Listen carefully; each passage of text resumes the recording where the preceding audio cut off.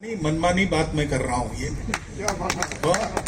लेकिन मन से वाणी प्रतिष्ठित है और वहां विष्णु का मंदिर है। तो सृष्टि की स्थिति के वो देवता है। उत्पत्ति स्थिति लय में स्थिति के देवता विष्णु है। सृष्टि स्थित रहे, स्थापित रहे, व्यवस्थित रहे, ये उनका काम है। वहां से वो आती है। हमारे मन को व्यवस्थित करने वाली वह सरस्वती जब बाहर आती है तो वाणी के रूप में आती है। वाणी के भी चार प्रकार हैं, परा, पश्यंती, मध्यमा, वैखरी। वैखरी प्रकट है, मध्यमा उसके पीछे दिमाग में जो शब्द चलते विचारों के वो है। पश्यंती हम सुन नहीं सकते और परा उसका तुरीय रूप है, सूक्ष्म रूप है। वो परावाणी जब बाहर निकलती है तब सरस्वती बनती है। हमारे यहाँ और वाणी विलास में जो पटु लोग हैं उनको प्रज्ञा सरस्वती कहते हैं।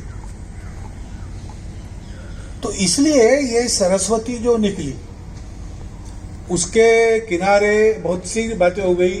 वेदों, व्यास जी ने वहां और अपनी गुफा बनाई, वहां पर महाभारत लिखा। हो सकता है पुराणों की रचना, वेदों के विभाग वगैरह वहीं से निकले हो। नैमिषारण्य में अंतिम रूप दिया गया हो। लेकिन उस नदी के साथ ये हमारा सारा इतिहास जुड़ा है। सरस्वती नहीं है कहने से एक लेखनी के फर्राटे में हमारे पूर्वज जो कुछ कह रहे थे वो सब झूठ है, ये हो जाता है। ये सब तुम्हारी बातें कपोल कल्पित है, यही हमको बताया गया। अंग्रेजों ने यही बताया। तुम्हारा कोई रण गौरव नहीं, धन गौरव नहीं। तुम्हारे वेद शास्त्र पुराण ये सारे और भंग के नशे ने गडरियों ने गाए गीत है। उसी को तुम्हारे पूर्वज मूर्ख थे, उनको कुछ पता नहीं था। सब कुछ दुनिया ने तुमको दिया, तुमने लिया और दुनिया की नौकरी की, तुम इसी लायक हो। यही उनको हमारा मन ऐसी बनाना था, इसीलिए उन्होंने किया। सरस्वती मिलने से ये सारा कुचक्र मायाजाल नष्ट हो जाता है।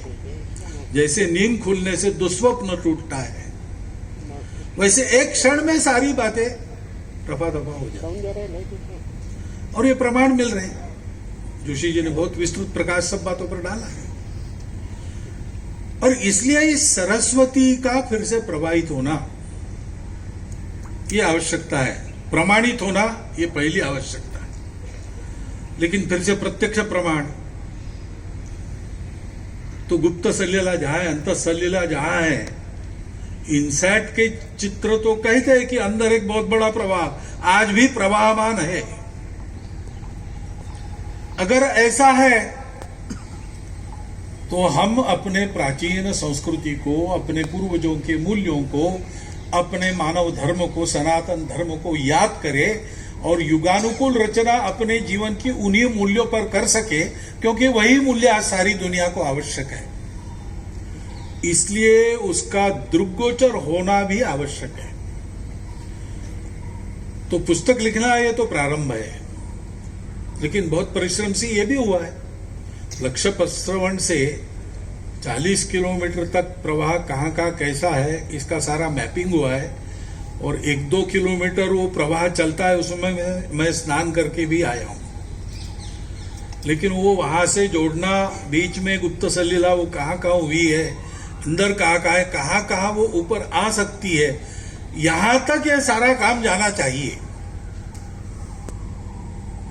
हमको भारतवर्ष को विश्व में खड़ा करना है, विश्व गुरु बनाना है। भारतवर्ष की कुछ हैसियत बननी है तो भारतवर्ष की इस प्राचीनता को, सनातनता को, तब से आज के सातत्य को हमको स्थापित करना पड़ेगा। और उसके लिए ये बातें करनी पड़ेगी। जनता तो श्रद्धा से मान लेगी, लेकिन विद्वानों को प्रमाण देने पड़ेंगे। नई पीढ़ी के पाठ्य पुस्तकों में प्रमाण सहित इसका वर्णन आना चाहिए, तब वो भी मानेगी। नहीं तो सारी बातों का प्रमाण सहित देना पड़ता है। अब राम सेतु है ऐसा हम बताते थे तो लोगों को लगता था गप है, लेकिन वो चित्र आ गया। फिर वो चित्र भी सही है कि गलत है, फेक है कि ठीक है, और 17 लाख वर्ष पुराना है, 19 लाख वर्ष पुराना है कि 8,000 वर्ष पुराना है, इस पर लेकर ही वाद विवाद चले। लेकिन बातें धीरे धीरे आती चली गई, ग्रह गोलों के आधार पर पुस्तकें लिखी गई। तो आज राम के बारे में एक बात हो गई कि रामायण हुआ था, राम अयोध्या में थे। ये सारी बातें अब नई पीढ़ी भी मानने लगती है। लेकिन जिनको बच्ची कंधे से उतारनी ही है पंडित जी के, उनके तो उद्योग चलते रहेंगे।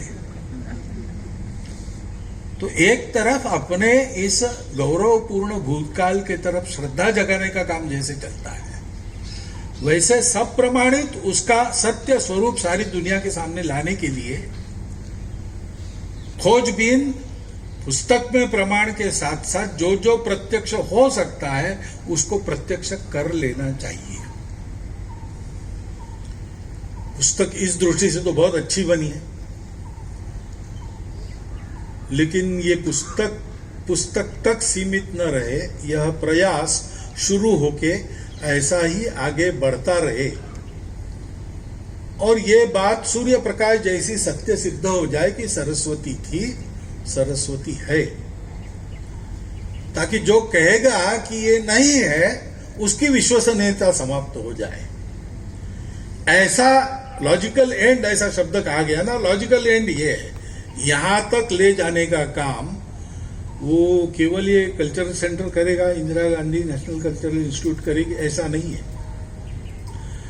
जो महेश जी ने कहा, इसमें बहुत लोगों को लगना पड़ेगा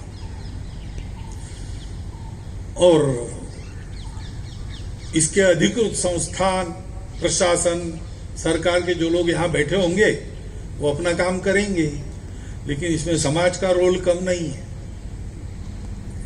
ये सारी बातें ग्रथित करके रख सकते हैं।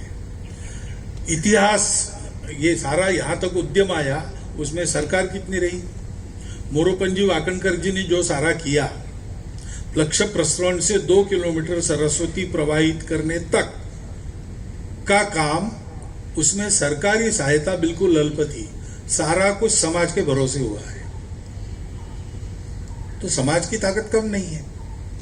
सरकार ने करना चाहिए, प्रशासन ने करना चाहिए, लेकिन उसके भरोसे बाकी लोगों को चुप नहीं बैठना चाहिए। इसके पूरक अनेक उद्यम, अनेक शोध हो सकते हैं, प्रत्यक्ष प्रमाण जुटाए जा सकते हैं, आख्यायिकों का, कहानियों का, किंवदंतियों का संग्रह, उसकी जांच पड़ताल, ये सब हो सकता है। और जहां प्रत्यक्ष काम हो सकता है वहां वो भी हो सकता है।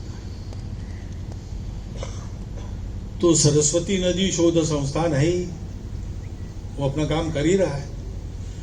इन सबके साथ और जिसको जिसको इस विषय में गति है वो सब लोग जुड़ जाए और इस पुस्तक से अपना अध्ययन बढ़ाकर उसके आधार पर हम वहां जमीन पर क्या कर सकते हैं वो करना शुरू करें। इसकी आवश्यकता है, उसका आवाहन मैं आपके सामने रखता हूं और आपने मुझे सुन लिया, क्योंकि मैं इसमें से किसी विषय का तज्ञ नहीं हूं। लेकिन मैं एक बात जानता हूं कि समाज जाग रहा है और उसको द्रुत गति से जागने की आवश्यकता है। विश्व का और भारत का भविष्य उस पर निर्भर है। ऐसा जागने के लिए जितने सहारे खड़े हो सकते वो खड़े होने की आवश्यकता है। एक सहारा सरस्वती नदी है, उसको द्रुत गति से खड़ा होना चाहिए, हमने करना चाहिए।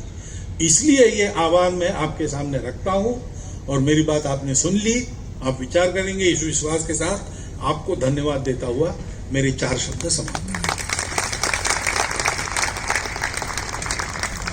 मैं आज के मुख्य अतिथि माननीय सर संचालक डॉक्टर मोहन भागवत जी का दिल से शुक्रिया करती हूं, उनके विचार हम सबके साथ अवगत करने के लिए। अब मेरा आग्रह है आदरणीय डॉक्टर रमाकर पंत जी से